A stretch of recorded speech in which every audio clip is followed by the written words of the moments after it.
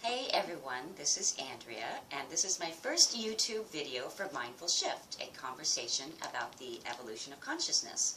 So I'm joined here today, or I should say I am joining Sylvia at her house. I'm joined by my dear girlfriend, Sylvia Henderson, and we met about 2 years ago, and Sylvia is an energy healer. So I wanted to bring her on today and talk about her journey and what she is doing out there in the world. So, welcome, Sylvia. Thank you. Very nice to Andrea. have you on my very first YouTube. I'm so excited about doing this. Sylvia was on my Blog Talk Radio version of Mindful Shift about 2 years ago now. And so started this and wanted to do this for a video. So thanks for joining us. And Sylvia is a intuitive and energy healer, and she has a practice called Intuitive Transformations right here in Kirkland, Washington.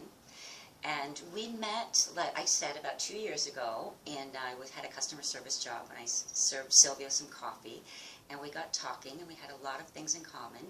And we're really on very similar paths and sort of studying the same things. So I wanted to talk about how that energy healing is so important for our lives today. It's because it's so much more than just being mindful and being present.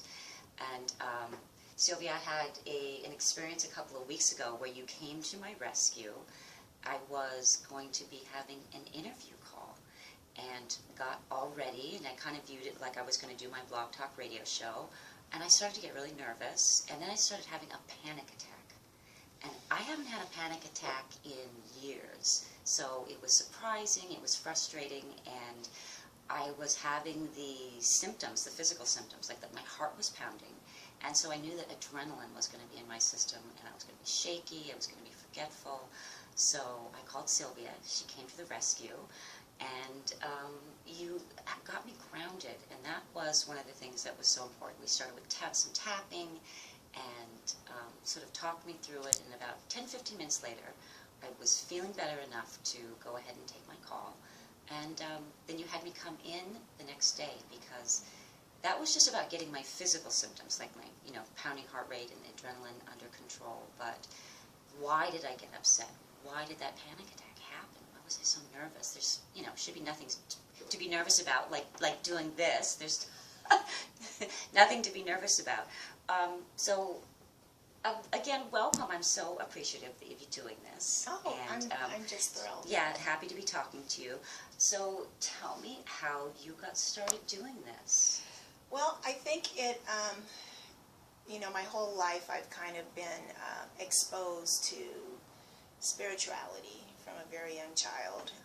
My sister was what I called woo-woo, and that, I've heard that, yeah. Yeah, I grew up with tarot cards in the house, and she would do readings on friends and people, and I've seen actually Ouija boards move completely by themselves with no one touching them, and I've always had like these interesting little spiritual innuendos, I guess you'd say, or experiences that I couldn't quite explain. But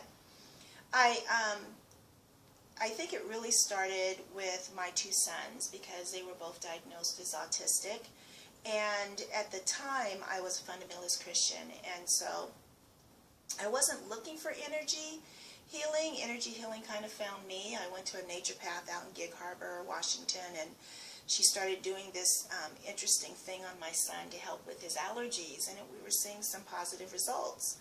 And from there, I started pursuing other things that were helping them. I went to another naturopath, and she started doing surrogate work with using me without my kids even being present. And I was seeing positive results. And so I started doing some research on my own about energy healing. And I was fortunate enough to be introduced to Bruce Lipton's book, The Biology of Belief. Oh yeah, that is absolutely amazing. If you haven't had a chance to read that, Bruce Lipton is really, his work is amazing. It is, and it was, I got, the book came into my life, within months of when he first released it, and I read the book, and it just made so much sense about how he, here he is, he's a PhD biologist, and he's talking about more things on a quantum level field, or even a spiritual field, but where how we can have traumas and experiences in our life, and they can be stored within the cells of our body, and we can even inherit those through the DNA. And so he recommended this one particular energy healing modality, and I found an instructor right away, and I ended up taking a class and training in that modality.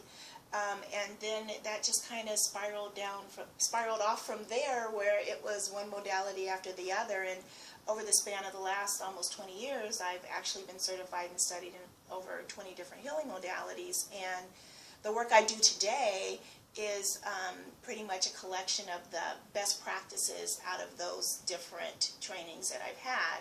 And it's morphed into something that is kind of unique to me, which is why I call sessions intuitive transformation sessions, because I also connect with these beautiful fifth dimensional beings of light, and some people call them angels, and they began to work with me starting last year in August, when we had that last red blood moon.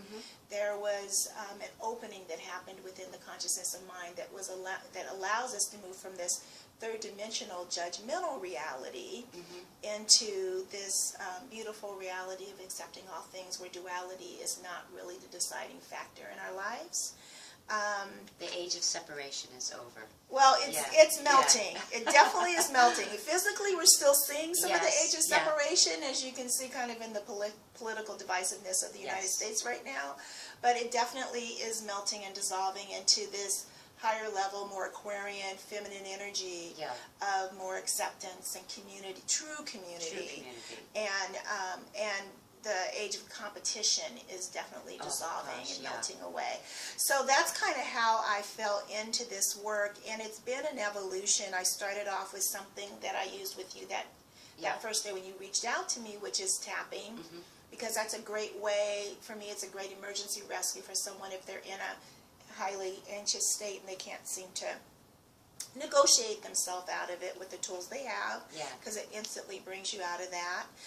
But then the work I do is really on a much deeper level. So why did you even go into that? What are the driving things? Is it just from some things from your younger childhood? Is it something even that you inherit through the DNA in the womb? From your father or from your mother, and also even on a soul level, because really what we are, we're eternal beings of light.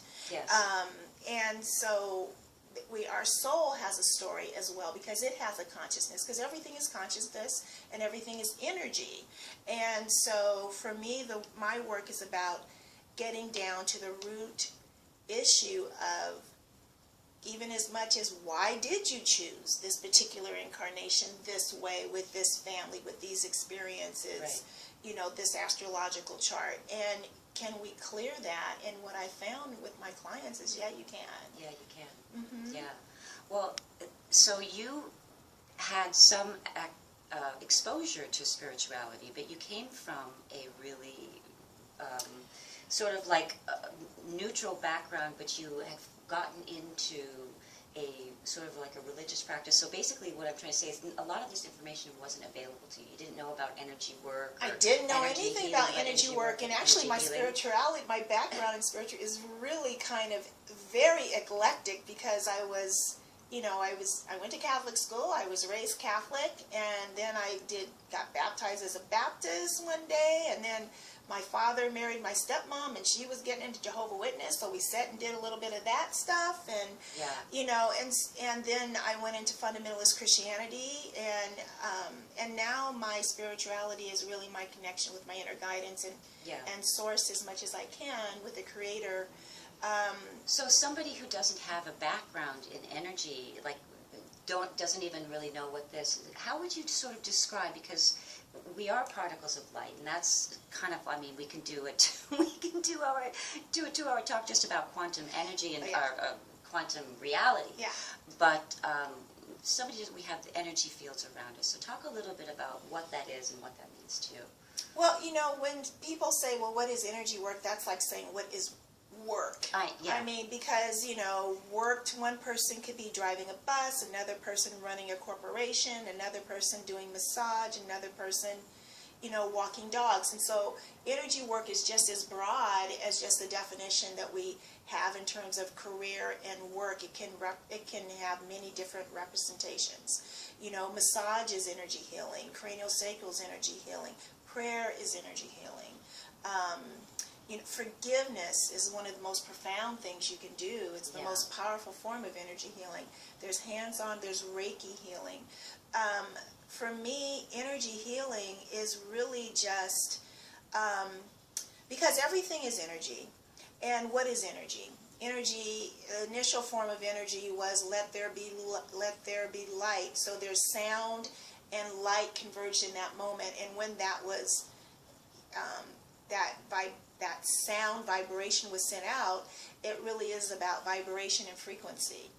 And so everything is vibration and frequency, and we live in a universe where everything is about vibrational alignment. Yes. And so when we are out of alignment with what is healthiest for us, that anything that is unlike true unconditional love, which that's something that we could do a whole show on that, because there's a lot of misunderstanding about what unconditional love really is. Because we don't really have a true frame of reference. We think we know what it is, but no one really here has experienced true unconditional love fully. I mean, maybe little pieces of it, but not really full on. Yeah. So it really is about identifying what is out of alignment with truth. And truth is that everything is unconditional love. And we have these judgments and these perceptions that tend to cause us harm and limit our ability to really step into our authentic selves and everything that we can be, because as human beings we really do have this amazing power at our avail, but because we have all these shoulds and shouldn'ts and have wrongs and rights, it limits how it shows up in our life. The fact that everything is vibrational alignment never ever turns off. And so when we have some belief systems within ourselves that, hey, I'm not good enough, I'm not smart enough, I can't, I'm not worthy enough, valuable enough, that presents in our lives, and it causes us a lot of dis-ease because it's not in alignment with truly who we really are. And so for me, even like illness is a denser presentation of that alignment with something that's other than the truth of who we are. And so for me, it's about finding where that misalignment is and whether or not it's something within your DNA that you inherited from within your ancestral lineage, or if it's something from your soul's journey, because maybe in a past life you were part of an army that had to decimate a village, and as a soldier you felt wrong about it. That wrongness you feel creates guilt and blame and shame that you feel you must pay for. It creates a self-punishment program within the soul. And then you bring it in, it gets encoded into your Akashic record as a truth of this is how you feel. So then your vibrational alignment has to be in alignment with that truth, if that makes sense. Yeah, it does. Versus, and it also makes sense why sometimes you're not always able to cognitively understand why you're upset about something. Is sort of like, because it stacks and it's layers, and it can be exactly. Exactly. Yeah, like a phantom anxiety. It's like I beyond have no the idea conscious why you're awareness. scared. Yeah. It's deep beyond the conscious awareness. And it's interesting because through these studies of all these different modalities, I really, at the time, I was like, what is this? Why am I taking this? Why am I doing that? To me now, it finally has congealed and it makes perfect sense. I mean, getting trained as a hypnotherapist, doing past life regressions taught me so much about the soul and how these belief systems get embedded within consciousness. Usually a traumatic death will embed that belief system within someone. So say someone is murdered and killed because they had a lot of money that they were carrying on their person and they were robbed, and as their soul leaves their body, they'll look and say, they'll make a judgment, it's not safe for me to carry money. And the way consciousness is, whatever we believe is true is always true. You know, and not, I just quote the scripture, but all that fundamentalist Christianity is still kind of in me in terms of because it's an absolute truth. It's like the universe is always yes. Yes. You know, and it never disagrees with you. And part of that is because if it did, we would go insane. If reality showed up out of alignment with our conscious belief systems, we would go insane. We have a collective conscious belief system that gravity is here, and until we had airplanes, that you couldn't go against the form of gravity, right? Yeah. So if you walked in your house and your chairs were hanging from the ceiling, that would make you a little crazy. Or if you left your home and you locked the door and you came back and all your furniture was rearranged, that would make you be a little crazy, making you would think you were psychotic. So if our belief systems don't align, if our reality doesn't align with our belief system, we go nuts. And that's another reason I believe people get frustrated with the law of attraction, is because they'll set an intention, but because they're really not in congruence and alignment with that being a truth and a reality, if it were to show up, you would not be able to receive it as your truth. That's why people that win lotteries go broke within a couple of years. It's been statistically shown. It's because even though they were really focused on winning their lottery and they believed they would win it, they win the lottery, but they never really worked on their belief system with having that much wealth within them. It's uncomfortable. So then you end up hearing, you know, well, they bought a golden throne for their, you know, they do really things that are not really good judgment things. And it's almost like they can't help themselves. So it's almost like we push away what we're not comfortable with because it's not in vibrational alignment. And so my role, what I do with, and it's not really even me, I work with source energy. I work with these beautiful fifth dimensional beings of light that people call angels. And my purpose is really to help people get into, you know, release those things that are blocking their ability to step into really this wonderful, abundant opportunities and possibilities that we have before us.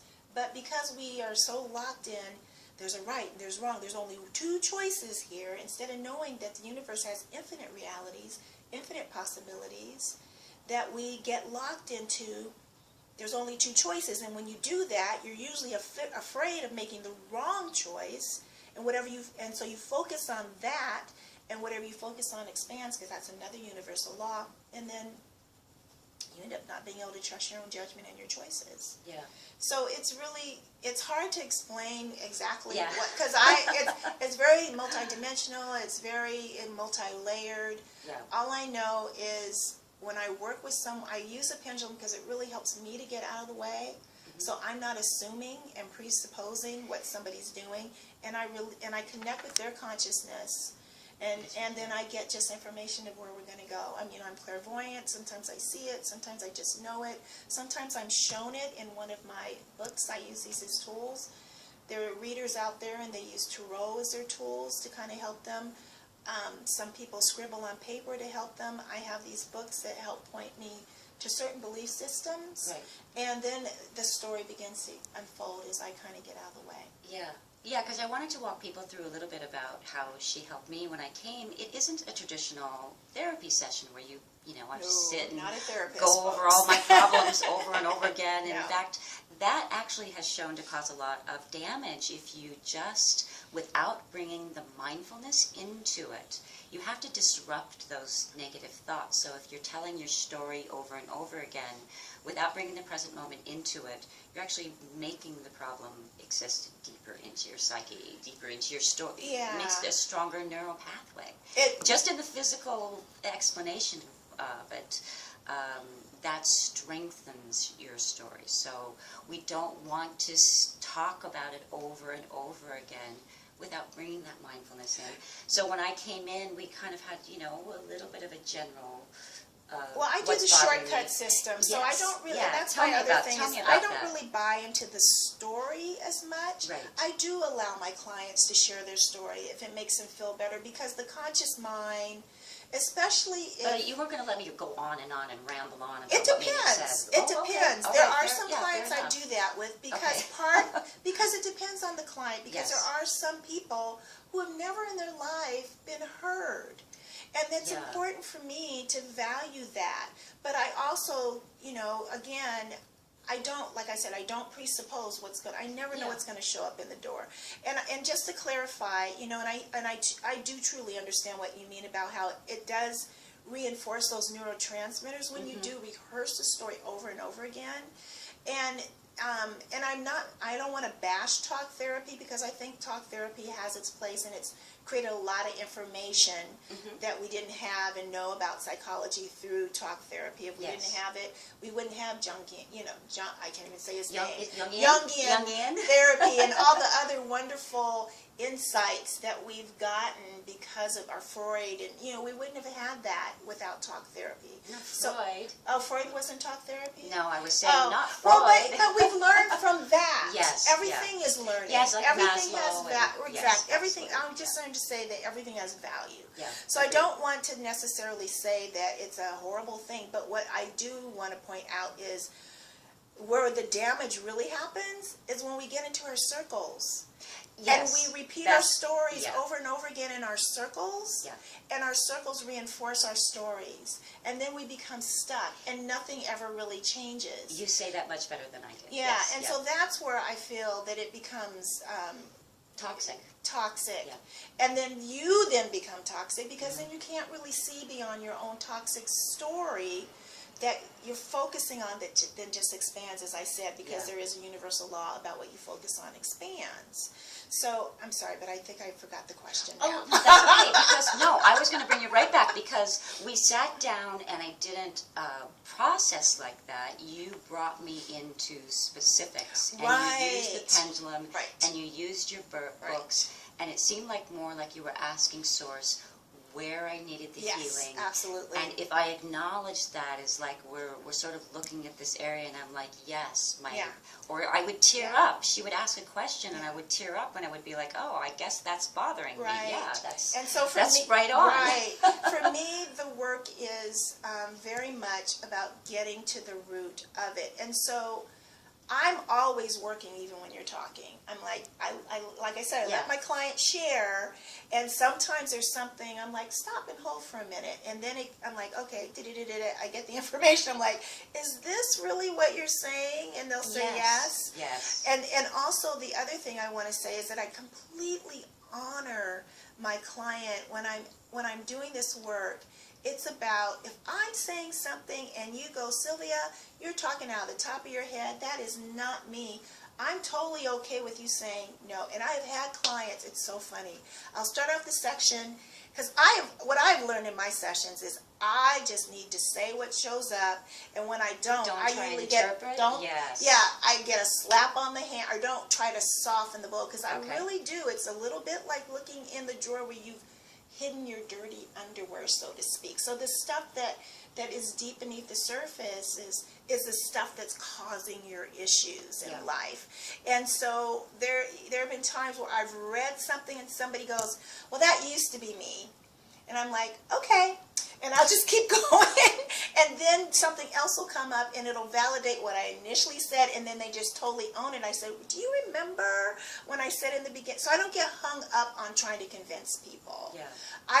My job is to say what I'm supposed to say, and I tell my clients, if it doesn't resonate with you, don't worry about it. You do not have to take it. I'm not trying to force feed you anything. I'm not trying to convince you. If it doesn't resonate, you don't have to change it. But if there's a possibility that could be true, are you willing to let go of the possibility that could be true? Yes. I'll meet them where they're at, because my goal really is to make sure that when they leave, they are transformed. That's why my business is named the way it is. It's not about just getting paid.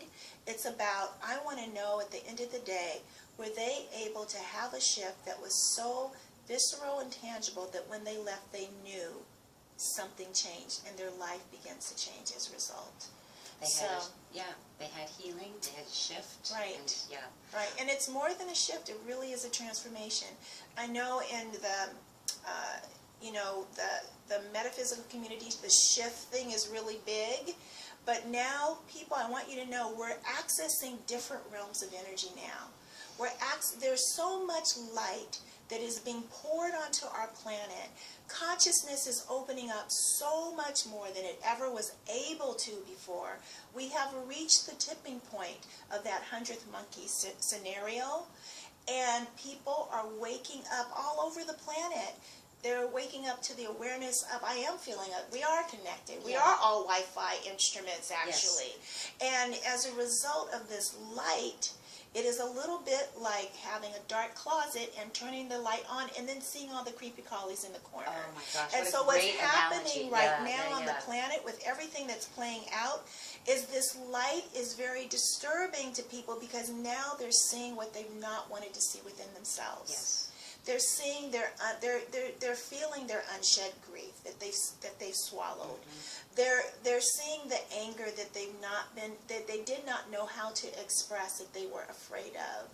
And it is very disturbing for people, and they are acting out in that disturbance because it's not a gentle birthing anymore.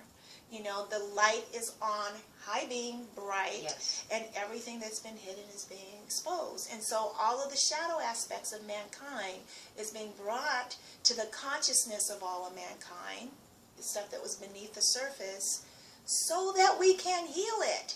It is not so that it destroys us. Yes. It's so that we can heal it. We cannot heal and remove what we're not aware of.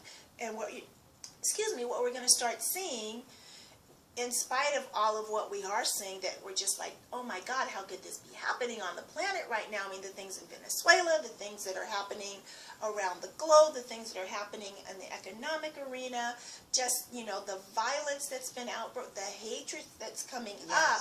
This has all been there for eons, and this is the perfect time now that all of these souls that are here signed up for, whether you're consciously aware of it or not, so that the planet can finally heal, because it's time for Mother Earth's vibration to raise, and we're seeing that with how the magnetic field is shifting. This is all by design. This is not an accident. This is not like, oh my God, we're going crazy. We are going crazy because it's not our normal. So remember how I said you could leave your home and you come back and everything is moved around, even though you locked all the doors? Well, now we're leaving our home and then we're coming in and everything's been moved around. And it's really about us coming to grips that we need to heal on an individual. It's not about blame and shame out there anymore. It's like we have to get to what Dr. Hugh Lin started with the Ho'oponopono. You know, where he went into that prison where the mentally ill people were, this prison for mentally ill prisoners, and it changed, but he wasn't meeting with the prisoners. He was opening their files, and he was like, what is it within me that matches what is in them, and let me heal it in me? And the thing is we do not see what we're not already holding. So when we're looking, we're seeing the hatred that's out there, and we're getting upset about it. Start asking, well, we're hating that. Heal the hatred in ourselves. And that's what my work is also designed to do. This is an individual, heal those wounds within ourselves. Heal that self-rejection. Heal that self-hate. Heal that self-punishment. And our world's going to heal. Because when we can step into self-love, love will be everywhere. And that's what this is about. And it multiplies on a quantum level up versus this lower reality and the more angry vibrations. Because they sink and because they're heavier, they don't expand as quickly. So it is all of the positive things are at a quantum level just multiplying, and more awake people. It's just going to snowball. Or actually, it's more, because when I said that, I'm seeing a forest fire, and it's interesting because we've had so many fires lately, but I almost think it's metaphorical for what's happening with the energy shift. And so it's like it's catching like crazy. I mean, there was a time not too far in the distant past when people thought of meditation, they were like, what is that? That's so crazy sounding. And now it is a household word. And all of this is being present in the moment, mindfulness. These are becoming terms because we're realizing this out there focus is not what's going to make us happy. We somehow have been conditioned on this planet to believe, not all, but those who are in civilized societies, to believe that we are supposed to take our cue from what is happening out in our life, instead of realizing that what is happening out in our life is taking its cue from what's happening within us. Yes. And so it's a little bit like looking in the mirror and having a smudge on your face and trying to wipe it off the mirror, instead of realizing the smudge is within us. That is a great The analogy. smudge is within us, Yes. and that's what we need to change and shift. And Yeah. that's really all I'm trying to do.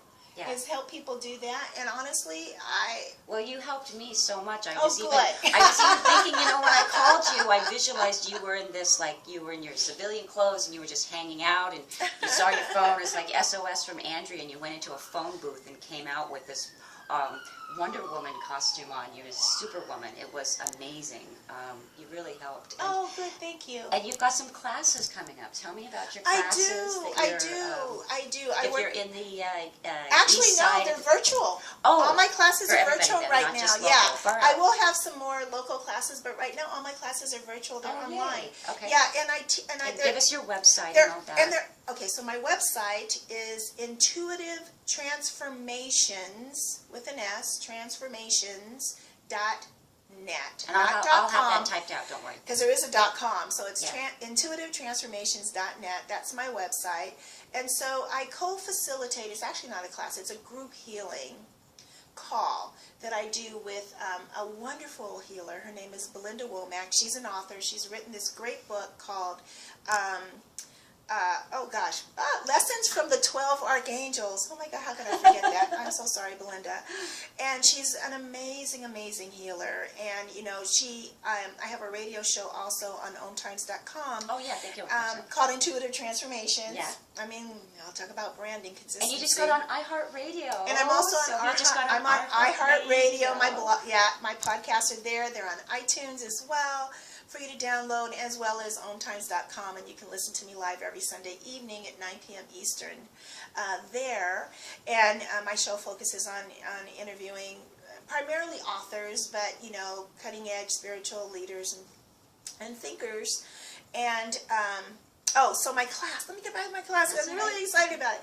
It's called Awaken Your Inner Alchemist. And it's really I love that name. wonderful, Yeah. because it really is, it's all done on, it's a call, so you call in, and Belinda, who channels the 12 Archangels, as well as, she's just such a clear channel for all, she's medium channel, she's amazing.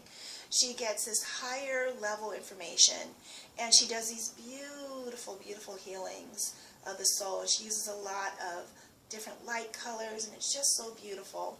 And she does a teaching, and she does a healing, and then I take over the second half, and I do my work where I'm tapping into the fifth dimensional beings of light, and I'm saying, treating this group as a collective consciousness. We're healing these inner wounds. Our next one coming up is all about clearing the energy of appeasement, which is really about not having good boundaries, where we've given away our power to others because we're trying to get approval and love, Yes, yeah. and that people-pleasing energy. And so this one is coming up on August 14th, Sunday, and if you go to my website, you can register from there. It's through Eventbrite. It's $39 for the healing. And then at the end of that, we do